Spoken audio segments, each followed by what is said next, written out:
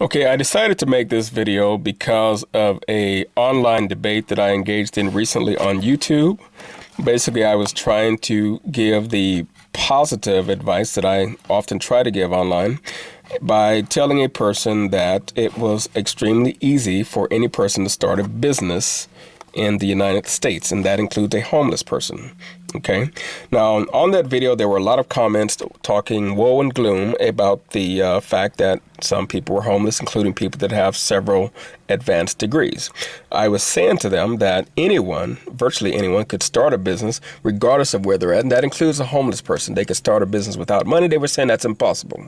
They were saying that you would need an address, you need a bank account, you need paperwork, you need documentation, you need training, you need equipment, you need all of this other stuff, and they were talking about how difficult it was. And I told that person that they probably have heard that from teachers and professors who have never ever started a business or done anything else to make money other than the job that they have, and that everything that that person was saying was basically wrong. Now, what I decided to do, actually, this occurred to me a few minutes ago when I went into my garage, and I'm about to use this product which I purchased recently from an auto supply store. I'm going to use it on one of my other cars, not the one I'm in now, which obviously it's a Mercedes. It does not need that, but I do have another car. I have several that I'm going to use the auto trim restorer on in my van, actually. And it occurred to me as I was about to do this that this is a perfect example of what I was trying to explain to that person. And I was basically saying that anyone can start a business. It does not take all of the things she was talking about. What it takes is the right attitude and a willingness to do something other than make a bunch of excuses. And that's what I was trying to explain to this person. So what I'm going to do is unbox this auto trim restorer, because immediately I saw this as being a potential opportunity. There is unlimited opportunities, actually. I mean, this is nothing. This is just an example of how easy it is. You could go to any auto supply store and purchase a product like this, and basically apply the concept of offering a product or service, find a need and fill it, and just get out there and start making money. I mean, it's really that simple, because what I'm about to do to one of my cars, I would pay someone to do if they approach me at the right time and that type of thing. I may or may not pay them to do it. I actually don't mind doing stuff like this when I have the spare time. It's, we kind of enjoy doing things like this, working on our cars sometimes. But basically, here's the opportunity. Take a look at the before and after picture. This is basically an auto trim restorer, and basically the product comes in this box. This is the box it comes in, and that's the actual product, and it comes with this applicator pad as well. Okay, so what I see this as is a business in a box. All a person would have to do is purchase this product and then approach people that have auto trim that looks something like the picture in the left, and tell them that for a fee I could make it look like the picture in the right. You could even offer to do a small sample for free, whether it's on the bumper, the tailgate, or any other outside or interior. Like I said, on this car, obviously I don't need that, but it could be this portion of the car. You could use that product on the steering wheel, or this portion, or any of the black paneling if it's on the interior, or it could be the bumper, which I'm going to use this product on, not on this car but on another car that I have. I'm going to use it on the bumper, and I may even show you the before and after picture. But basically, if your bumper looks something like the picture on the left, you can make it look like the picture on the right. Here's another example, before and after. Now, seriously, how much would you pay if someone approached you, and let's say your bumper did look like that, and they offered to do a free sample for you, and they did it maybe at the about the size of a baseball or something like that, just to show you the difference? Now, would you want to have a small portion of your car looking like the picture on the right, when you could just pay them a small fee and they would do the entire thing and make it look like that? Of course. I mean, and how much could you charge? It really depends on how much time it takes you to do it, how much you want to make, and how much they're willing to pay. I would say a fair amount would be, depending upon the amount of work and time that it takes to do it, a fair amount would be anywhere from $20 to $25, $30, $40. I mean, maybe 50 or more. I don't know. It really depends on how much time it takes you. Like I said, how much you're willing to charge and how much they're willing to pay.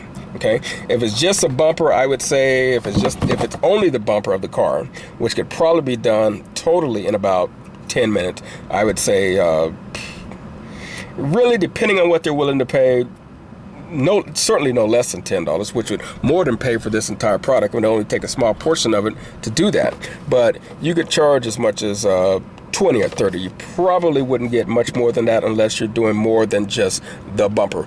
But the main thing is, whatever you charge, whatever you get, the main thing is, here are other pictures showing you, this is on the door handle, this is the grill part, sort of like that part there. In my car, it's showing you the grill on the interior. That's a bumper.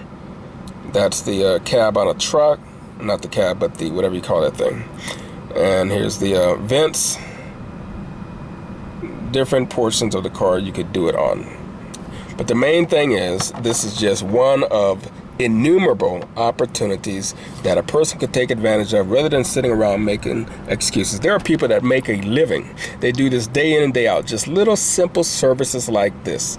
This is just for illustration purposes. So don't get hung up on this particular product or this particular opportunity, because if you are a forward-thinking person, if you're an entrepreneur thinking person, then you will see opportunity every place. You will see any and everything as an opportunity, and you won't sit around making excuses for why you can't do this, why you can't do that, and why the economy is so bad and nobody will give you a break, nobody will give you a job, no one will give you an opportunity, yada, yada, yada, yada, yada. And it never ends, it never stops, and people never change, which is why their circumstances never change. A little product like this, I don't even remember what I paid for this, $7, $8, $9, $6, $5, whatever I paid, I actually don't remember because I bought a number of, products. But basically, there it is. Business in a box right there. It has to do with you. Okay, and another opportunity would be cleaning the headlights on automobiles, which if you've ever tried to do that with Windex, you'll see that it does not work when it gets to a certain point. There's a certain process you have to use to do that. There are people that, and in fact, there have been infomercials selling those type of products, and other people have purchased those products from the infomercials, and I've seen them out there on the streets putting flyers on people's cars, offering to clean those windshields for, I'm sorry, not windshields, but clean their headlights for a fee. And you could do the same thing, either with flyers or just by directly approaching people in parking lots. The main thing is, there are a lot of people that are in the same condition that other people are in. They've lost their job. And rather than sitting around moaning about the economy, they're creating opportunities for themselves, and they're making a living. And in many cases, they're making more money than they ever made on a job by doing simple little services like this. It is a numbers game. Okay, if you can get, let's just say that if you can net $30 per car, and you get 3 in a day, that's $90. Okay, that's $90. I mean, if they do it 5 days a week, that's $450. You double that in 2 weeks, that's $900. In a month, that's $1,800. Okay, $450 a week, $900 every 2 weeks, $1,800 a month, and that's cash, by the way. That's cash. Of course, you're supposed to pay taxes on it, but whether you do or not, you're going to be having a $1,800 gross. Okay, and your only expense is going to be this product right here. Eventually, you would buy it in bulk. I mean, this, like I said, don't get hung up on this.